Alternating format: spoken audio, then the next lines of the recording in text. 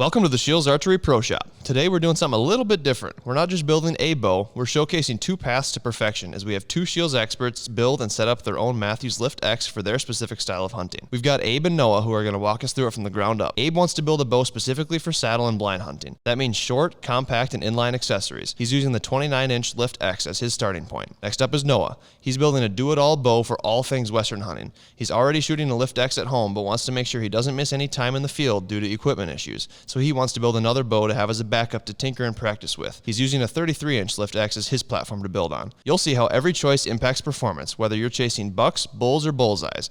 Get ready for expert insights, pro tips, and a deep dive into the nuances of bow setup. Let's dive in. So I am going to be building a Mathews Lift X 33. Kind of some new features this year. Limb shift. So it's going to be an on-demand tuning. Brings those limbs closer and farther apart, manipulating your cam lean and being able to change arrow flight. Specs for me are 28 inches at 70 pounds. And this is the bow I'm going to be shooting all week and possibly all year if I like it. Got 10-inch bridge lock stabilizer. We got the custom harmonic dampeners. These things are sweet. Of course, you got the very expensive hat with a free bow and a quiver. I got the black riser with shale limbs and white and silver strings. I actually own already the Lift X 29.5. Basically, I'm gonna be building a backup bow. So first things first, we gotta make sure that this bow is at the right draw length for me. My draw length is 28 inches. Right now, it is set to 30.5. So I need to change the module out in this bow. Cool thing about Mathews is they offer fixed module for every single draw length and custom poundages as well. From 55 to 80. Also with your let off adjustment, you can change that too from 75 to 85% let off. And that is all in this one little piece right here. So this metal piece right here is the module. It'll also tell you poundage on there, and it'll tell you they'll have a draw length chart that'll explain everything else, but it shows let off, the number of the mod, the letter of the mod, and the poundage on it. So we'll go ahead and get those swapped out right now. Kind of starting it off, I'm just going to change up my draw length because right now it is incorrect. So we'll pop these little screws out here. Pop this guy right out, just like that. So there, it shows you the information. Switch weight X is the module, 70 pound, C, and 85% let off. So personally, like I said, my draw length is 29.5. I typically sit in that 70 pound range and will bounce back and forth between 80% and 85% let off. And really that let off, that's just it's gonna be your back wall feel. Does the bow want to go on its own, or do you have a really nice holding weight? And if you know that you're going to be drawing and holding the bow for a fair amount of time, it is nice to have that big, deep back wall with very little holding weight. We're going to throw on a 70 pound H mod, 85% let off. On these mods, you'll see that there is another Allen key at the little screw at the very end. That needs to be facing up. So if it's not facing up, you have it on the wrong side. So after we get the draw length set, we're just going to go ahead and start putting stuff on the bow. So let's dive into a little bit of what we're putting on the bow today. We are going to be putting on the new Mathews Genuine partnered with UltraView. So with the UltraView sight, it has the option, it has a built-in light as well. I like a 3-pin slider. This is going to be a vertical 3-pin. So with dial sights, it allows you to dial to specific yardages. The reason someone would want to go with a dial sight over like a fixed pin, fixed 5, fixed 3, or whatever it's going to be. This will allow you to be more accurate, plain and simple. It allows you to get your yardages perfect, and it allows you to shoot further distances. Unless you're shooting like a 7-pin or something like that, which for a lot of people, that's just too much going on. This simplifies everything, and the newer models are very light. This particular model from UltraView is the lightest sight on the market. And then we're also gonna be throwing on a QAD Ultra Rest. This is the MX2. It works into the integrated system on these Mathews as well. For rest, I'm gonna be running a Hamsky Epsilon V2. We're gonna be running a back bar system as well. So I'm running 8 off the back, 10 off the front. We might play with weights a little bit to try to mess things around. We don't know yet, we'll have to see when we throw it on the bow. I am gonna do a front and back bar. I'm gonna be setting my draw length to 29.5. Kinda at the start, I just get everything set up fairly close. This particular sight is made for the bow. Utilizes the bridge lock, goes through the riser. And really, the beauty of these sights, being that they are made for the bow they're light, they can shave weight where they can. Very easy to adjust your axes, and also a rechargeable light. Yeah, and kind of on that topic too of sights, being it's a slider, I have those close-up options. I don't have a ton of pin clutter. Most of the time, if I'm end of the night at the 3D course here, I like to rip a couple arrows at 100 and do that. That was awkward. You're good. These guys are really easy to install as well. Can't forget the little packet of fun stuff in there. Let's go ahead and cut this guy open. This is a little plug. All it does is it goes right here into the burger hole, and just to plug that from getting debris, any sort of stuff like that. Also, it just kind of looks nice. Don't forget to put on your felt before putting the rest on the bow. It's a lot easier. You can do it while it's on the bow. It's just a lot easier to do it before. So this guy, you can see here, it has a little pathway for this. This point's gonna go down. It's gonna go right to here like this. Just like that. You could put it right over top. With that, make sure it's nice and centered there. And then you just fold it right over to this side. Make sure this side stays down. Then you'll just fold this over the back. All right, so this guy, to put this guy on, you're gonna go ahead and just pop this cover off here. Really simple, really easy. It'll expose this tiny little Allen key. That's gonna be the little claw there that goes on the back of the bow. So you'll see Mathews and a majority of other bows out there, Hoyt, Mathews especially, will have this little, basically little dovetail that you can attach this rest to it. So what you'll end up doing, go ahead and take this guy, loosen it out, then this guy's gonna slide right over top here.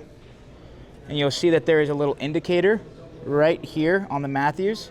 That's basically the center. You're gonna wanna set this little arrow right on that guy. So then all you do next, take this cap that you just took off.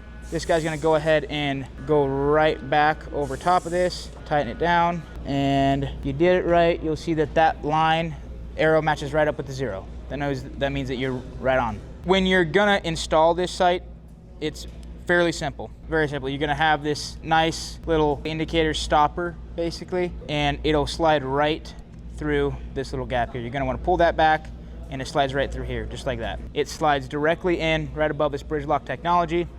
It'll slide directly in, just like that. So that guy just goes just like that, goes in. There's a little set screw in there. Pinch it down until it's nice and tight. And good to go. So just like that. So Mathews low pro quiver, detachable, but being it's a whitetail bow, a lot of times you're gonna be taking your quiver off. They make this exact quiver in a fixed. I just tend to find myself usually taking it off. If I do any sort of spot and stock stuff out west, I will leave the quiver on, but it just really depends on the situation. After I install it, I'll just take it back off because I don't really want it in my way. Next, I'm gonna throw the front bar on. In sizing these bars, I think I just have a default that I usually, if it's a shorter bow, and I'm not typically shooting out very, very far, I want everything compact, so I just default to that 10 and 8. Really, one of my reasons for wanting to run the back bar and why I kind of made it just my every bow thing is it helps me to level. I shot a tack this last weekend, and when you are on a side hill and you're really fighting bubble level, you're trying to find the pin, you're trying to find the target. Well, it's nice to be able to think of one less thing and not be fighting so hard for a pin. Me personally, I don't shoot with my quiver on the bow that often. I like to shoot 3D. I like to shoot my bow without my quiver on there. Now, that being said, if you're going to hunt with your quiver on your bow and hunt with it full of arrows, you should probably tune it and practice with it full of arrows and on your bow, because that can change the tune of the bow. Next, we're gonna throw on some stabilizers. Really one of the big reasons why I started running a back bar, because some of my friends were saying that they felt benefits from it, but you might not notice it all that much in everyday shooting. But where you do notice it is if you do any sort of side hill shooting and you're just fighting bubble level like no other, any sort of indoor 3D stuff, it's almost like a shot counter. As soon as you draw the bow, it feels like you are just on a clock going down. Well, as soon as I can get my pin on target, get my bubble level correct, the faster that is, the better. All right, the next thing I am gonna do is install my rest here. This is probably one of the biggest things people go back and forth with, limb driven or cable driven. I personally prefer cable driven. I feel like it is easier to tune. Make sure these are tight and also check these, because everything as you go on bow, it vibrates. Stuff does come loose. Make sure we're checking mod screws, which are what holds and changes your draw length. Check these mod screws. They do come out. Now, is it often? No, but it is something that you should definitely check while you're shooting. You're gonna have your hole right here to put the back bar into. This guy has they have a nice little flat spot right there. That's going to butt up right against this flat spot. Perfectly get this nice and level.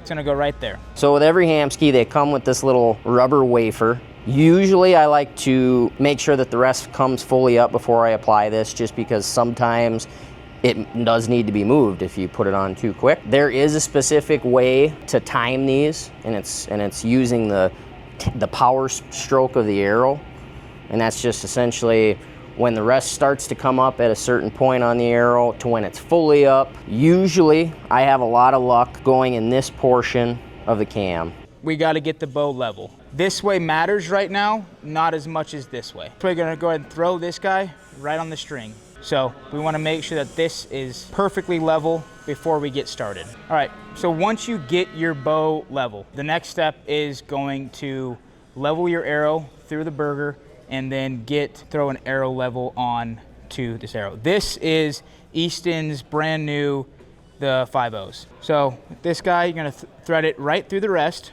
And from here, we are just looking for level. That's when the arrow level comes in. This guy, loosen it up, slides right over the end of the arrow and right up here. Go ahead and tighten it down right on the arrow. And I'm gonna apply some flame. I kind of dance at it a little bit.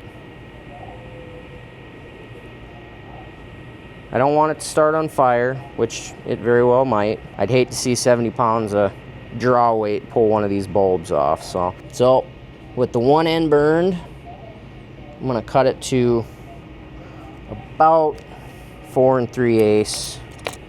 All right. So my D-loop through the hole.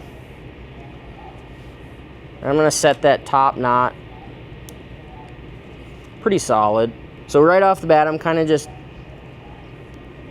eyeballing. I just want it really, really close to where I'm going. Throw this little Hamskea waypoint on here. Minutely make adjustments. So you're gonna wanna make sure you set your level at full draw, which this is when this launcher is all the way back. So from there, make sure how I tie mine is just overhand knots. So I'm gonna tie overhand knots back and forth, and I'll go over that. So all I'm gonna do is an overhand knot above it, just like that. I'm gonna go ahead and move that down because it's not perfectly level. So I'm just go down a little bit more. Same thing, so go on the back side, gonna go ahead and tie an overhead knot right over top of that guy. Pull that nice and tight. Now usually I would only do 3. I would stop right there. This material is a little bit thinner than I usually use for my soft knocks, so I'm gonna do a couple more. Short axle bow, and I have a long draw length. I'm gonna tend to give it just a little bit more knock play in there. So if I were to do the same knock clearance that I would on a longer axle bow for me, I would probably get a little knock pinch, and that's just from your string angles more aggressive. I mean, I find at my draw length, a longer bow does typically fit me better. All right, so I just did a couple square knots there, and I'm gonna double it up on the end. All right, now I'm gonna finish up with that second knot here. And looky there, I pre-cut it, and it's perfect length. So with your D-loops, go ahead and get them nice and frayed out like that. Try not to catch them on fire. Push them down nice and flat. So it'll give you a nice little head like that on it. Makes it easy and good to go. Make sure that's nice and dry before you start tying your D-loop.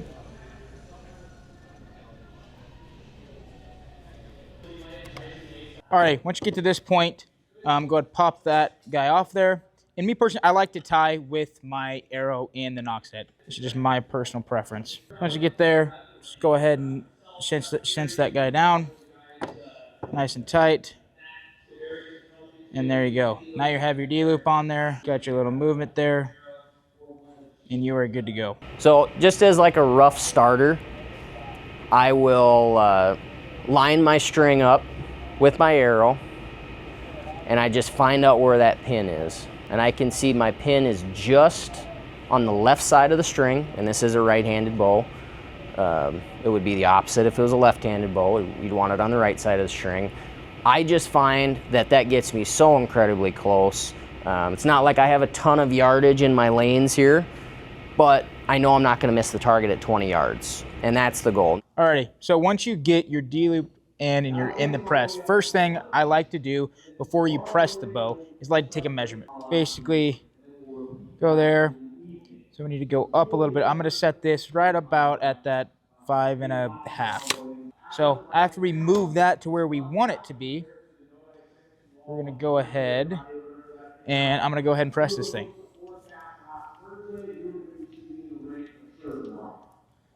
So nice and loose. Throw this Hamskea Peep in there. When you're throwing your peeps in, doesn't matter what kind of peep, you're gonna wanna make sure that it's angled to where you can look through the peep. So in this circumstance, if I put it in this way, I can't see through that peep. It is facing the opposite way. You want this opening to be facing towards you. Make sure that you are the right way, flip it around, and now it's facing this way. Check where we're at. We're a little low if I had to guess. Looks like it, yeah, we're right in that 5.25. Probably pretty close to where I'm gonna be, probably not perfect. But we're gonna try it there. And then what I like to do personally is a knot called the constrictor knot. And this is how I safety tie this peep in. You always wanna safety tie your peeps in before you shoot them. Never just have a peep in your bow, no tie on it, and shoot it. Most of the time it's not gonna come out, but if it does, it can hurt you. This is the constrictor knot. It's an awesome knot for this. You're gonna go over on just like this. You're gonna cross these just like this. And you're gonna take this tail, go under, over this tail, and then back underneath here. Splitting that. And it's basically pulling against each other. Go ahead and make it big. You go ahead and put it right around your peep. Make sure it's right around it, in the middle, and then go ahead and pull that nice and tight. This will hold it for the most part. Like it's pretty hard for it to move after you get it there. A really good thing to keep in mind, like when you're pressing a bow, say you have a last chance press at home, make sure you have the correct fingers. We have the benefit of having a spike press here. You have a variety of fingers to choose from, but if you ran a standard set of fingers on a last chance press, you can run the risk of either A, making contact with the midsection of the limb, or potentially slipping out. So I'm gonna choose the Hamskea Raptor Peep. One of the big benefits that people don't always know about is that you can change the angle, and that's essentially just how it sits in the string. Draw length changes it, axle to axle will change it. So you have these two little markers on the peep, and for this particular setup, I'm going to be running my marker straight up and down, which is 35 degrees. be a tighter degree in the string, and that's going to counteract that tight string angle. So I am measuring from the inside of the D-loop to the middle of the peep. My internal hope every time is that wherever my peep height is, my string is straight out of the hole. And since I'm gonna be drawing the bow here in a minute, I'm gonna throw a lasso around that peep. Oh, this got a most important part. Bow's not gonna shoot if you don't have a rest cord in. So this rest cord gets split right here. So it's gonna go on your down cable. Easy way to see that if you do not know, while it's in the press, pull on this guy just a little bit on your string. You'll see one cable go down and one cable go up. It's gonna go in the down cable. It's also the one that's on the bottom, so it's down. So I'll go ahead and get that pressed again, nice and easy. Going to split this guy directly in the middle. And with this, you don't have to split it perfectly even. When you're pressing a bow and after you get done pressing the bow, you're always gonna wanna pull tension on your string so then you know that everything is in the right spot. If it's not, something will pop loose and it will be a bad thing. You can ruin strings pretty easy like that. Go ahead and unpress it till it's down here, just like that. And then you're good to go. All right, so now I'm gonna throw it in the draw board, gently. Check my cam timing. And I just like to rise up on it real slow. And that is perfect. Bring the scale up just a little bit. I zero it.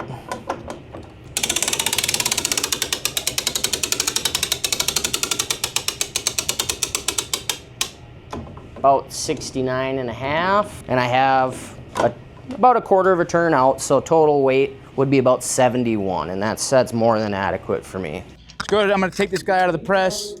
So basically what we're gonna do here is when you get to full draw, you want, when this comes all the way back, when this cable comes down, right when your draw stops, your modules hit your string.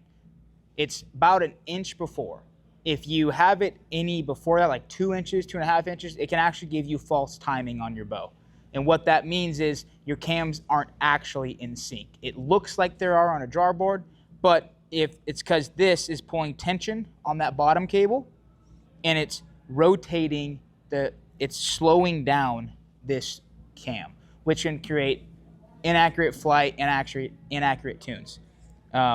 So I want to make sure that this is a very important part in this whole system. So let's go ahead and see where we are.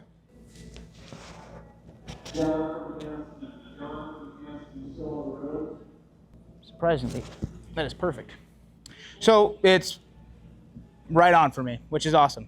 What right on is right when you get to your anchor point, it's gonna be perfect. You don't wanna have to look for it. You basically want to draw the bow back, close your eyes, get to your anchor point, and when you open them, that peep is right where you want it.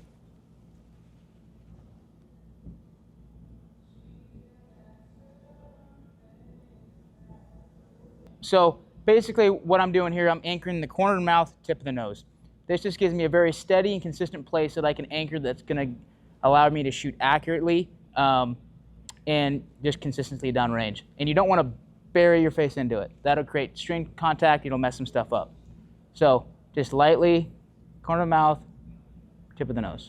All right, so mind you, this is a rough setting, but I threw my quiver on.